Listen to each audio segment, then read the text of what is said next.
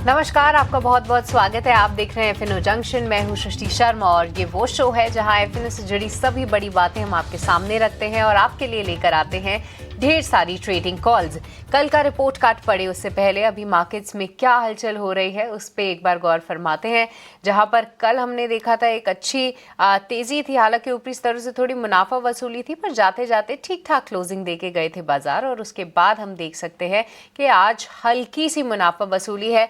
अगर दिन का मूड समझें तो थोड़ा सुस्त ही है, लग रहा है लॉन्ग वीकेंड के लिए शायद बाजार तैयार हो रहा है। पर आप ये भी मत भूलिए कि अगला हफ्ता इंपॉर्टेंट इसलिए भी रहेगा क्योंकि अगले हफ्ते ट्यूसडे को इस बार एक्सपायरी होगी। तो जी हाँ, उसके लिहाज से रोल ओवर पोजिशंस अब किस तरीके से होती हैं वो सबसे इम्पॉर्टेंट हो गया है फिलहाल देखना। पर बाजारों की बात करें तो 25,200 के ऊपर फिलहाल टिकने में कायम। निफ्टी 50, निफ्टी बैंक 100 अंकों की गिरावट आज यहाँ पर देख सकते हैं। एशियन पेंट्स बन चुका है अभी फिलहाल निफ्टी का टॉप गेनर। यहाँ पर कल भी एक्शन था, अभी भी फिलहाल अच्छी तेजी है। डॉक्टर रेड्डीज यहाँ पर एक अच्छा मूव है। सिप्ला यहाँ पर भी हम देख सकते हैं कि 1% से ज्यादा का उछाल है। कुछ चुनिंदा ऑटो काउंटर्स अच्छा मूव दिखा रहे हैं। वहीं देखें तो एटर्नल ये कमजोर होता हुआ दिखा है फिर से। पावर ग्रिड, जियो फाइनेंस, मारुति सुजुकी, ये कुछ काउंटर्स हैं जहां पर आज बिकवाली हावी जरूर हो रही है। बंधन बैंक की हमने सुबह चर्चा की थी, नतीजे काफी शानदार थे। थोड़ा स्टॉक नीचे भी आया था बट फिर से बंधन बैंक फिलहाल डे हाई पे आता हुआ। साथ ही एल्यूमिनियम काउंटर्स में से आप हिंडाल्को और खासतौर से नाल्को पर अपनी नजर नहीं हटा सकते, तो इन सभी काउंटर्स को ध्यान में आप जरूर रखें। पर कल के शो में हमारे साथ अब कुणाल फरार जुड़े थे। आइए सबसे पहले उनका क्या रिपोर्ट कार्ड है वो आपके सामने रख देते हैं। तो कल जो कुणाल ने हमें ट्रेड्स दिए थे वहाँ पर हमने देखा कि किस तरीके से जो है कई सारे काउंटर्स पर उनका हमने मूव आते हुए देखा। वो रिपोर्ट कार्ड आपकी स्क्रीन पर अब आते हुए दिखा है। CDSL यहाँ पर उन्होंने खरीदारी करवाई थी, उसका भाव जो है 1356 था। 2.5% का रिटर्न लगभग आपको वहाँ पे मिला होगा। BEL में एक अच्छा मूव हमने देखा था। 3% तक का रिटर्न जो है BEL के काउंटर ने दिखाया था। अगर 414 पे खरीदारी उन्होंने करवाई थी तो कहीं ना कहीं एक अच्छा मूव ज़रूर दिखा होगा। फ्यूचर्स के अगर आप लेवल्स खास तौर से देखेंगे, JSW एनर्जी में भी लगभग 2% से ज़्यादा का रिटर्न रहा। तो जी हाँ, ये वो शो है जहाँ पर हम कोशिश करते हैं कि आपके लिए बेहतरीन से बेहतरीन ट्रेडिंग कॉल्स लाएं और हमारे एक्सपर्ट्स आपको किस तरीके की कॉल दे रहे हैं, क्या है उनका रिपोर्ट कार्ड अगले दिन, हम वो पूरी तस्वीर साफ भी करते हैं। पर चलिए अब आगे बढ़ते हैं और आज के शो और आज की रणनीतियों पर फोकस करेंगे। और आज हमें गाइड करने के लिए मोतीलाल ओसवाल के चंदन तापड़िया जी जुड़ चुके हैं। चंदन, आपका बहुत बहुत स्वागत है ET Now स्वदेश पे। शुक्रिया अपना समय देने के लिए। चंदन, एक बार क्विकली बाजार पे ही अपना व्यू बता दीजिए क्योंकि काफी रेंज बाउंड ट्रेडिंग सेशन आ रहा है। क्या लॉन्ग वीकेंड के लिए तैयार होते दिख रहे हैं बाजार? गुड मॉर्निंग सृष्टिजीत, बहुत बहुत धन्यवाद। देखिए, बाजार ओवरऑल पिछले कुछ दिनों से लोअर टॉप लोअर बॉटम के सीक्वेंस बना रहा है। वीकली चार्ट सेटअप की बात करें तो 2-3 दिन पहले इंडेक्स इनफैक्ट 25,000 के नीचे गया था, वहां से रिकवरी हुई। बट कंसर्न ये है कि रिकवरी का जो फॉलो अप एक्टिविटी है वो नहीं देखने को मिला है। कल भी ऊपर के लेवल पे गिरावट देखने को मिली, आज दायरेबंद कामकाज कर रहा है but again absence of follow up activity missing है। तो जब तक इंडेक्स 25,450 25,500 नहीं निकलता है, अपसाइड लिमिटेड रहेंगे और इंडेक्स नीचे में 25,000 और 24,800 के जो इंपॉर्टेंट सपोर्ट है उनको रीटेस्ट कर सकता है। अब हम जब बाजार की बात करते हैं तो इंडिया विक्स को फोकस करना चाहिए और जो ग्रीड एंड फियर इंडिकेटर है वो पिछले लगभग 2-3 वीक से अपसाइड का सर्ज दिखा रहा है। पिछले लगभग 16 दिन की बात करूं तो विक्स में 9 से लेके 14.4 तक का मूवमेंट आया है। तो विक्स बढ़ रहा है, जो भी एक इंडिकेट कर रहा है कि बाजार में थोड़े से कंसर्न्स है। तो ऐसे मार्केट में या तो आपको सिलेक्टिव होकर रहना पड़ेगा और या फिर इंडेक्स को थोड़ा सा वेट एंड वॉच के मोड में रहना पड़ेगा। जब तक इमीडिएट हर्डल नहीं निकलता है तब तक बाजार में आपको उस हिसाब से ट्रेड करना पड़ेगा। 25,450 25,500 जब तक नहीं निकलता है, नीचे में इंडेक्स 25,000 24,800 तक के लेवल को रिटेस्ट कर सकता है। ऑलराइट, तो चलिए यहाँ पर व्यू कहीं ना कहीं एक रीटेस्टिंग ज़रूर होते हुए हम देख सकते हैं। पर चंदन, इसी के साथ आप क्यों ना अपनी कॉल्स भी दे दीजिए। कहाँ पर है आपकी नज़र और कौन से कॉल्स आप लेकर आए हैं हमारे दर्शकों के लिए? बिल्कुल, देखिए, सबसे पहले तो बात करें इस बाजार में कहीं किसी एसेट क्लास में बढ़त है तो वो है प्रीशियस मेटल में। गोल्ड की ग्लिटरिंग एंड सिल्वर की शाइनिंग इंटेक्ट है। हालांकि पिछले 2-3 दिन में उठापटक हुई थी, बट मेजर ट्रेंड इंटेक्ट है, तो जो भी डिप आता है बाइंग आ जाती है। तो मेरा पूरा फोकस मेटल इंडेक्स पर रहेगा और निफ्टी मेटल इंडेक्स पिछले काफी महीनों से काफी अच्छा परफॉर्म भी कर रहा है। इनफैक्ट ये सेक्टर ऐसा है जहां पे लगातार वीकली चार्ट में हाई टॉप साया बॉटम के सीक्वेंस बन रहे हैं और काफी अच्छा एक आउट परफॉर्मेंस और मोमेंटम देखने को मिला है। So most of the metal counters पे पॉजिटिव है। हमने काफी बार हिंदुस्तान जिंक, कॉपर, वेदांता इन सब की बात की थी। नेल्को भी हमारा एक प्रेफर्ड पिक है और आज के लिए मैं वापस नेशनल एल्यूमिनियम पे खरीदारी की सलाह देना चाहूंगा। लगातार पिछले 18-20 वीक से हाई टॉप साया बॉटम का सीक्वेंस इंटेक्ट है। पिछले 6 दिनों के कंसोलिडेशन का वापस ब्रेकआउट हुआ है। 375, 374 जो हर्डल था उसके ऊपर डिसाइसिवली अब ये कामकाज कर रहे हैं। तो नेल्को का मोमेंटम कंटिन्यू होना चाहिए। 373 का सपोर्ट होगा, ऊपर में लगभग 400 तक के टारगेट बनेंगे।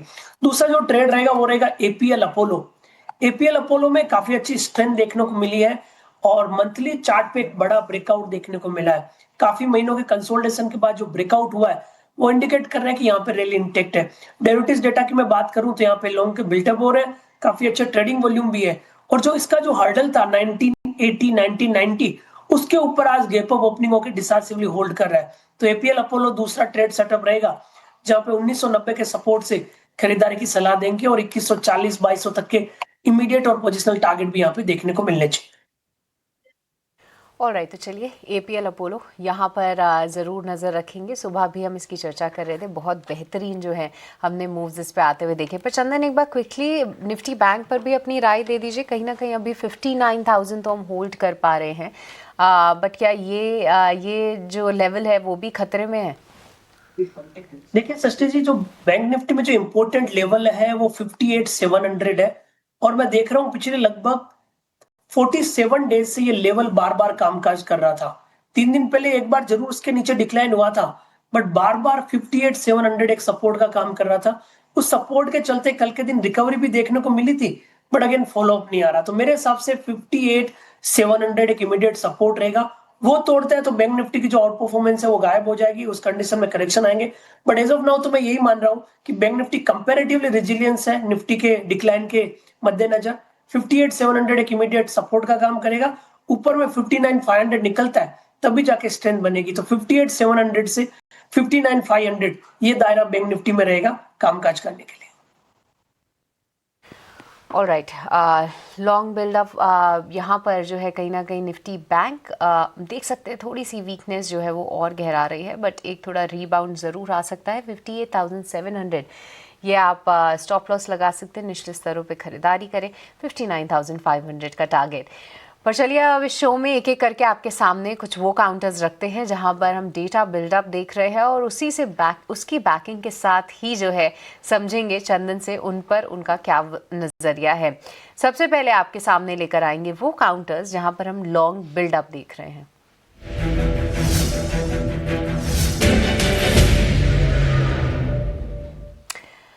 लॉन्ग बिल्डअप वाले काउंटर्स आपकी स्क्रीन पे रखेंगे, जिसमें बंधन बैंक नतीजों के बाद इलारा का अपग्रेड स्टॉक में 6% की तेजी। अशोक लेलैंड, कल सिटी का बहुत पॉजिटिव नोट आया था और ओवरऑल हम भी हाईलाइट कर रहे हैं कि सीवी इंडस्ट्री खासतौर से किस तरीके से रीबाउंड करती हुई दिख रही है।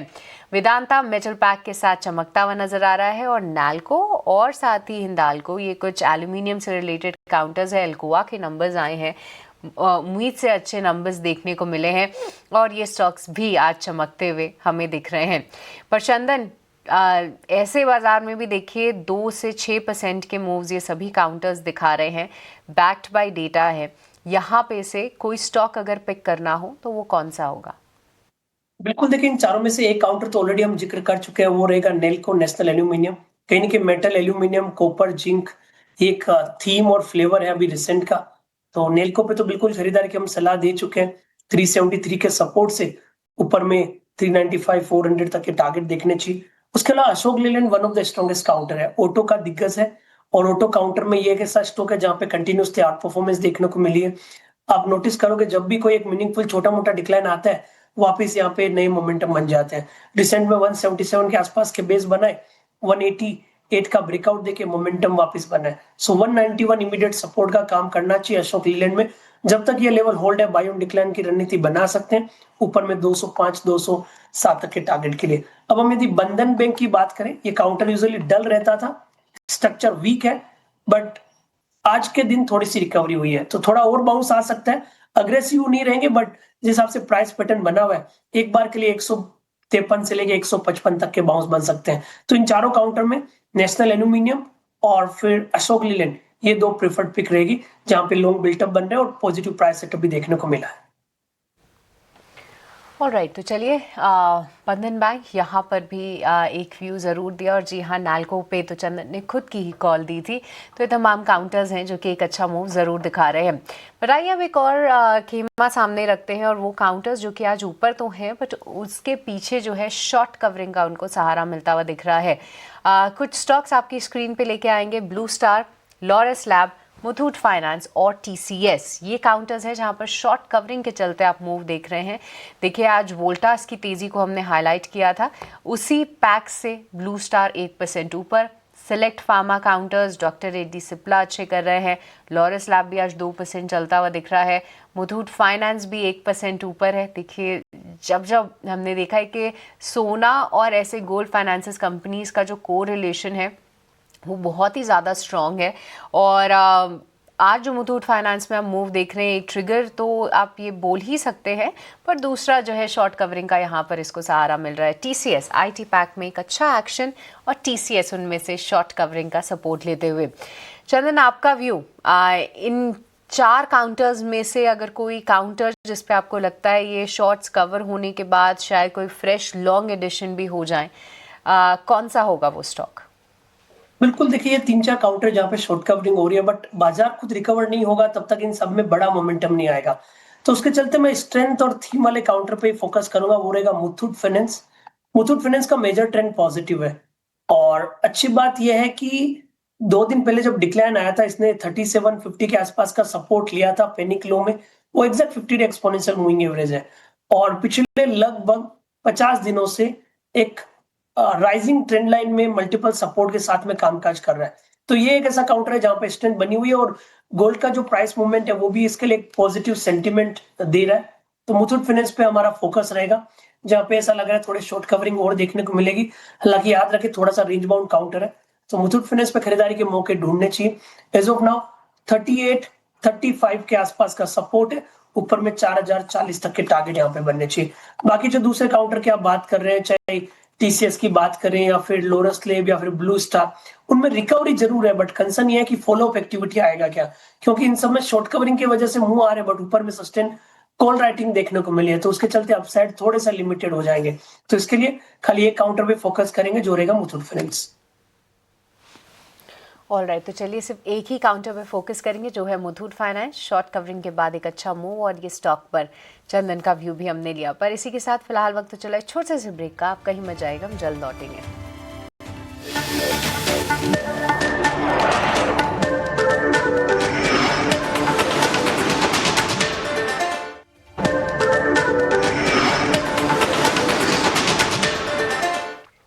ब्रेक के बाद आपका स्वागत है एफएनओ जंक्शन में, जहां हम तमाम वो एफएनओ काउंटर्स की चर्चा कर रहे हैं जिनमें ज़बरदस्त एक्शन देखने को मिल रहा है।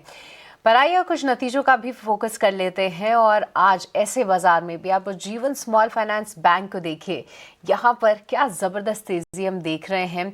एक पॉइंट पे ये 7 से 8% का मूव भी दिखा रहा था। कैसे आए हैं इसके नतीजे, क्या कुछ खास रहा है वहाँ पर, और 2 दिन में 12% से ज़्यादा का मूव हम क्यों देख पा रहे हैं? चलिए ये पूरी जानकारी समझने के लिए रविंदर के पास चलते हैं। रविंदर, बताइए क्या कुछ खास है उज्जीवन स्मॉल फाइनेंस बैंक में? जी बिल्कुल, यहाँ पर उज्जीवन स्मॉल फाइनेंस बैंक ने अपने क्वार्टरली रिजल्ट अनाउंस किए थे, और काफ़ी यहाँ पे स्ट्रॉन्ग आए इस क्वार्टर में बैंक के रिजल्ट। बात करें एनआईआई की, तो एनआईआई में जो है 13% का यहाँ पे ग्रोथ देखने को मिला है ईयर ऑन ईयर बेसिस पर, जो 887 करोड़ से बढ़कर जो है 1000 करोड़ पर देखने को मिला। सिक्वेंशियल बेसिस पे भी जो है काफ़ी अच्छा खासा यहाँ पे ग्रोथ देखने को मिला बैंक के एनआईआई में। प्रॉफिट में भी काफ़ी अच्छा खासा उछाल देखने को मिला, यहाँ पर 109 करोड़ से बढ़कर जो है 186 करोड़ पर देखने को मिला है ईयर ऑन ईयर बेसिस। इसमें जो है 71% की यहाँ पे ग्रोथ देखने को मिली है।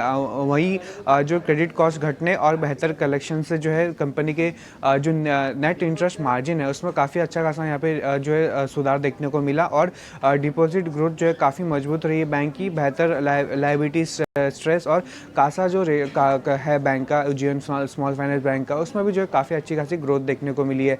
और मैनेजमेंट को Q4 में लोन ग्रोथ में और जो है स्ट्रॉन्ग देखने को मिल सकता है, ऐसा मैनेजमेंट का कहना है। इसी के साथ साथ कुछ ब्रोकरेजेस भी आए जहाँ पर काफ़ी सारे ब्रोकरेजेस ने जो है जो टारगेट प्राइस है उसमें इंक्रीज़ की है। HSBC ने मेंटेन रखा है बाय रेटिंग और टारगेट प्राइस उन्होंने 75 से बढ़ाकर 78 का रखा है। वहीं कोटक सिक्योरिटी ने भी बाय रेटिंग को मेंटेन रखा है और टारगेट प्राइस 60 से बढ़ाकर 72 का रखा है। एमके की बात करें तो यहाँ पर एमके ने भी अपनी बाय रेटिंग को मेंटेन रखा है और टारगेट प्राइस जो उनका पहला था अर्लियर 65 का, अब उसे उन्होंने बढ़ाकर 72 पर रखा है, जहाँ पे उनका कहना है कि जो ईजिंग MFI स्ट्रेस है वो हेल्प करेगा कंपनी का जो एसेट क्वालिटी है उसको इम्प्रूव करने में। ICICI सिक्योरिटी ने भी मेंटेन रखा है बाय रेटिंग और टारगेट प्राइस जो 60 से 75 का रखा है। सेंट्रम ने भी बाय रेटिंग रखा है और टारगेट प्राइस जो 73 रखा है। So overall strong set of number और पॉजिटिव ब्रोकरेज रिपोर्ट्स के चलते स्टॉक्स में काफ़ी अच्छी खासी जो है तेज़ी देखने को मिली थी। हालांकि स्टॉक्स में ओपनिंग के बाद जो है काफ़ी अच्छा खासा 10 से 11% का मूव देखने को मिला था। हालांकि वहाँ से थोड़ा सा करेक्शन देखने को मिला, लेकिन अभी भी जो है काफ़ी अच्छी खासी यहाँ पे तेज़ी देखने को मिल रही है। ऑलराइट, तो चलिए यहाँ पर उज्जीवन स्मॉल फाइनेंस बैंक ज़बरदस्त मूव, और रविंदर ने पूरी जानकारी हमें बताई कि क्यों ऐसा मूव हम देख पा रहे हैं। बट चंदन, एक बार आपका भी नज़रिया समझना चाहेंगे। उज्जीवन स्मॉल फाइनेंस बैंक, नतीजे अच्छे रहे, स्टॉक प्राइस का मूव आगे कैसे देख रहे हैं आप? बिल्कुल, काफी अच्छा सेटअप इस काउंटर में देखने को मिला है और इस बाजार में काफी कम स्टॉक्स है जहां पे नतीजे बेटर है और साथ में उनका प्राइस ब्रेकआउट और ट्रेंड है वो सपोर्ट कर रहा है। और उज्जीवन फाइनेंस उसी कैटेगरी का एक काउंटर है। मैं इसका काफी एक बड़ा चार्ट देख रहा हूँ, लगभग पिछले 8 सालों का। यानी कि 2019 में इसके हाई होते थे 6280, उसके बाद में 2023 में 63, 2024 में 62, यानी कि मल्टीपल इयर्स के हाई को सरपास करके एक नया प्राइस पैटर्न बन रहा है। मंथली चार्ट की बात करूं तो एक कप एंड हैंडल जैसे प्राइस पैटर्न बन रहा है, तो काफी अच्छा सेटअप है। और मेरा तो इनफैक्ट मानना है, यदि कोई पोजिशनल पॉइंट ऑफ व्यू यहाँ पे ध्यान रखता है तो जिस हिसाब से ये 5960 के ऊपर होल्ड करता है, मौजूदा लेवल से 25 से 50% की रैली भी बन सकती है। बट इमीडिएट बेसिस की बात करें तो 60 के सपोर्ट से 71 तक के टारगेट उज्जीवन फाइनेंस में बनने चाहिए। तो short term, medium term, long term, तीनों ही लिहाज से ये काउंटर काफी अच्छा लग रहा है, जिस हिसाब से इसने daily, weekly, monthly, quarterly chart में ब्रेकआउट दिया है। ऑलराइट, तो चलिए यहाँ पर उज्जीवन स्मॉल फाइनेंस बैंक सभी टाइम फ्रेम्स पे बहुत बढ़िया लग रहा है, ये राय आती हुई चंदन की तरफ से। पर चलिए, मार्केट में गिरावट अभी बढ़ती हुई। अभी कुछ समय पहले जो है हमने 25,200 के भी लेवल्स को तोड़ दिया था और निफ्टी बैंक भी अब फिलहाल डे लो पर 200 अंकों से ज़्यादा की यहाँ पर बिकवाली। अब ऐसे में कौन से वो काउंटर्स हैं जो कि ताज़ा बिकवाली के शिकार हो रहे हैं, आइए उनको समझते हैं।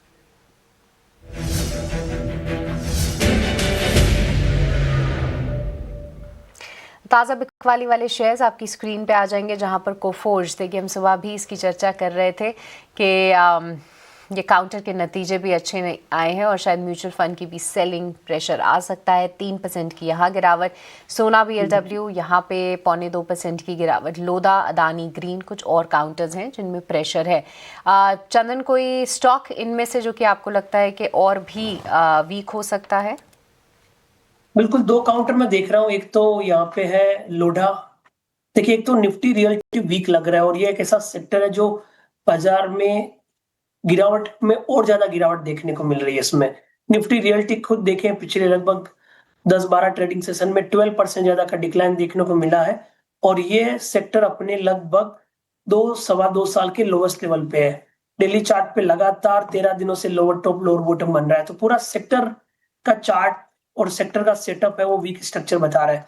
अब लोडा की बात करें तो यहाँ पे उल्टा वीकनेस और ज्यादा है। लोअर टॉप लोअर बॉटम के सीक्वेंस मंथली और डेली चार्ट पे देखने को मिल रहे हैं। इस काउंटर में 1035 के मल्टीपल सपोर्ट होते थे, वो सपोर्ट 4-5 दिन पहले टूटे हैं और उसके बाद में 10-15% के करेक्शन भी देखने को मिले। अभी भी वीकनेस जारी रहनी चाहिए। 945 इमीडिएट हर्डल है, जब तक वो लेवल सरपास नहीं करता नीचे में 888, 860 तक के डाउन साइड देखने को बनने चाहिए। अडानी ग्रीन की बात करें, यहाँ पे एक नेगेटिव प्राइस पैटर्न है, एक राइजिंग सपोर्ट लाइन तोड़ रहा है और लगभग जो 10-11 सप्ताह का कंसोलिडेशन, 10-11 महीने का जो कंसोलिडेशन था वो भी अब ब्रेकडाउन में तब्दील हो रहा है। 3 वीक से लोअर टॉप लोअर बॉटम है, तो इधर भी बिकवाली के मौके ढूंढने चाहिए। 900 के आसपास के हर्डल है नीचे में लगभग 830 तक के डाउन साइड बनने चाहिए। तो लोडा और अडानी ग्रीन ये दो काउंटर है जहां पे फ्रेश ब्रेकडाउन है और लग रहा है कि बाजार के साथ यहाँ पे वीकनेस और ज्यादा मंडरा रही है।